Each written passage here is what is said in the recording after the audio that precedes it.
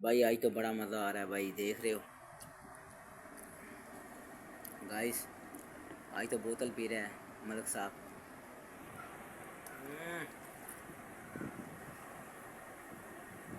Enjoy کرنا چاہیے بھائی۔ بھائی یہ دیکھو، صبح کا ناشتہ نہیں کیا تھا، ابھی یہ ناشتہ کیا ہے، ناشتہ اب کر رہا ہوں، میرا ناشتہ اب ہوتا ہے بھائی۔ گائس یہ دیکھو، ابھی ناشتہ وی آئی پی ناشتہ ملک صاحب کر رہے ہیں، کیا بات ہے، میں کہہ رہا ہوں لیول ہے بھائی، تیرا لیول ہے بھائی۔ ابھی ناشتہ کر لیا ہے، سو گئے تمہارا بھائی، اب اٹھا ہے، آج ڈیوٹی پہ بھی نہیں گیا تمہارا بھائی۔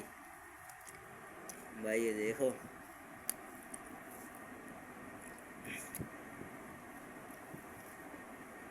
بھائی بڑا مزہ آ رہا ہے یار۔